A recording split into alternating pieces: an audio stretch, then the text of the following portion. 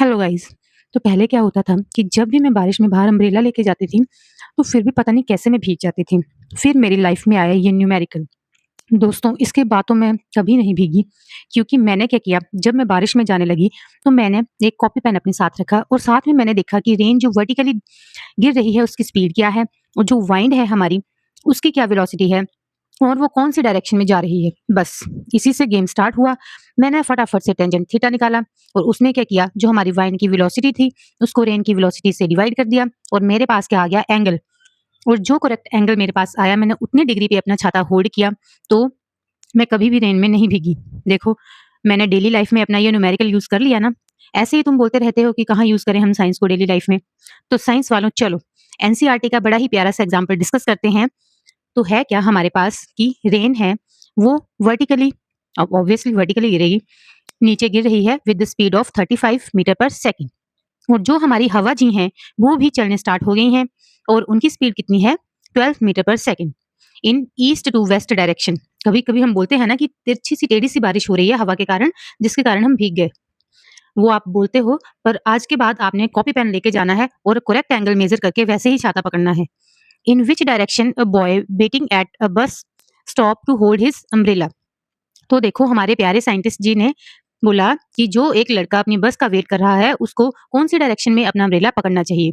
तो अब हम जो भी हमारी ये समस्या है, इसको हम एक चित्रात्मक रूप दे देंगे।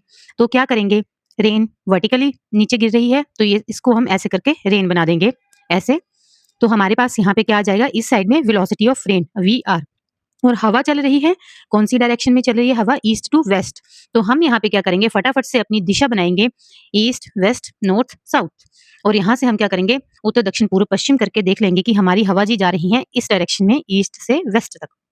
तो फटाफट से हम क्या करेंगे, अपनी हवा जी को बना देंगे ऐसे करके, इस डायरेक्शन में, जिस डायरेक्शन में जा रही है हवा।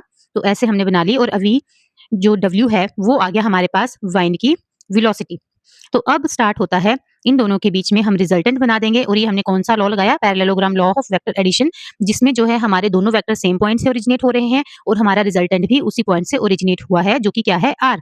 और यहाँ पे एंगल आ गया हमारे पास थीटा। बस हमने थीटा ही फाइंड आउट करना है, जो हमारा रिजल्टेंट है, कि हम छाते को कैसे होल्ड करें कि हम भीगे ना।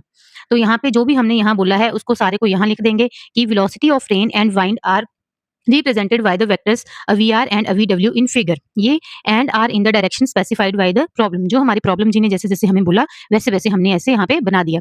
Using the rule of vector addition, अब हमने वेक्टर एडिशन का रूल लगा दिया। We see that the resultant VR and VW is R। तो इन दोनों का जो रिजल्टेंट है, वो हमारे पास क्या आ गया, R as shown in figure, जैसा कि हमने इस चित्र में दिखा दिया। The magnitude of R is, अब हमारा जो मैग्नीट्यूड क्या आएगा, R is equal to square root of V R square plus V W square.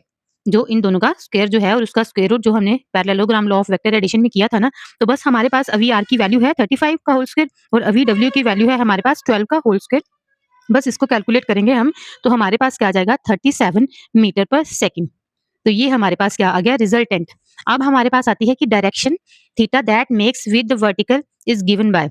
अब जो हमारी डायरेक्शन है, वो हमने फाइंड आउट करनी है, हमने मैग्नीट्यूड कर लिया फाइंड आउट।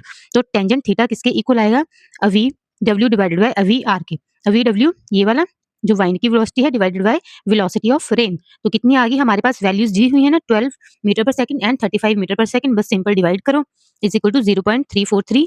और जब टेंजेंट दूसरी तरफ चला गया, तो theta is equal to tan inverse 0.343 which is equal to 19 degree. असली खेल ये है 19 डिग्री का।